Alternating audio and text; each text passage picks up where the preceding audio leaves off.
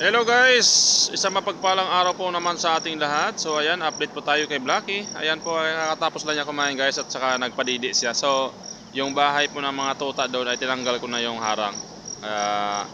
At magandang balita po guys, nagpapadidi po si Blacky. So dinadala ni Blacky yung mga anak niya doon sa gubat. Ang mga anak niya ayaw na sumama sa kanya. Palingon-lingon si Blacky guys. Natatawa nga ako eh. Kung sa atin ba, kung sa tao, gusto niyo ni Blacky na isama yung mga anak niya kung saan sila lumaki. So ang ano naman yung mga tuta, siguro ayaw na umalis dito kasi mas maganda pa yung buhay nila dito sa pinaglagyan ko, dito sa kabilang kwarto. Kaya si Blacky nagtataka siguro kaya ayaw sumama ng mga anak niya. Kaya si Blacky guys, dito na siya nakatambay, malapit na sa gate. So dyan sa stage, dyan tambay siya. At yan po si Blacky ay kumain na po yan. Hindi ko lang guys na-update yung lahat ng mga niya, activities ni Blacky kasi sa araw kasi tulog ako. Tsaka si Blacky. Medyo umilap siya guys nung siguro natakot siguro sa nung hinahanap ko yung mga anak niya. Kaya si Blacky medyo parang bumalik sa dati. Takot siguro, trauma. Okay naman guys kasi yung mga tuta na iba hindi na natatakot sa akin.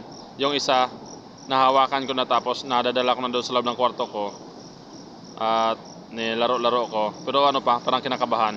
Pero maunti-unti na guys naamo sila. Importante ay hindi na sila makain ng sawa. At maganda na yung bahay nila. So yan guys, update na tayo dito kay Blacky. Maganda po yung sitwasyon po ng mga anak niya sa mga nagtatanong po dyan.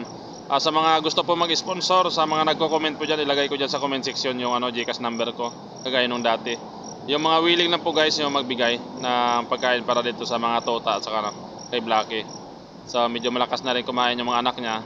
At hindi talaga purong dog food ang nilalagay ko guys. Nihaluan ko ng kanin at saka ulam. So bumibili ako ng bangus. Yung pinagbunlisan ng bangus, tapos nilalaga ko, tapos yung laman, yun ang sinasabaw ko. Niluluto ko, tapos lagay ko ng kanin. Hindi man pwede yung puro atay kasi medyo mapait yung iba.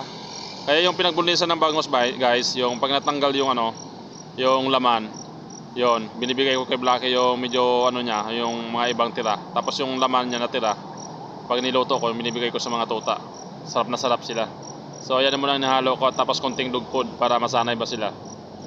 So ayan guys, update tayo. Maraming salamat po sa lahat ng mga suporta dyan. Ayan, masaya po ako kasi nandyan pa rin kayo palagi nagsusubaybay dito sa ating video. Ayan, sana ay hindi kayo magsawa dito kay Blacky hanggang sa lumaki yung kanyang anak. Hanggang sa nandito po ako guys dito sa magsama-sama kami ni Blacky. Alagaan ko sila hanggat sa kaya ko. So may humihingi sa akin dito mga kasama ko lang tuta. So ayaw ko muna siguro ibigay. Sabi sa akin marami daw akong pakakainin. So kaya naman natin pakainin natin yan. Siyempre lalo pa may nagbibigay ng tulong din. At kahit kasi isang linggo yung binibigay po sa akin ng sponsor po ay mga isang linggo siguro bago maubos yun. Kaya medyo matagal-tagal at saka malaking bagay po kasi may halo din mga kanin. Hinaluan ko ng kanin para hindi purong dog food. Saka si Blacky guys, mabilis pong bumalik yung katawan niya, malaki na uli. Gawa ng maraming siyang kinakain dito. Siyempre yung mga caretaker, pag may sobrang pagkain sa kanya rin bagsak lahat. Siyempre sa akin din. Saka sineseparate ko yung pagkain ni Blacky para kain talaga siya, para magpadidi pa rin siya ng anak niya. So ayun guys, maraming salamat po sa inyong lahat dyan, sa inyong mga suporta. God bless po sa ating lahat. Good evening po.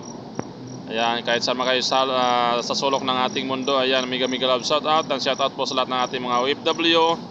Ayan, sa mga malalayong lugar, sa mga viewers ni Blacky ng mga OFW dito sa Pilipinas. Maraming salamat po sa inyong mga suporta dyan. At lalo na sa ating sponsor.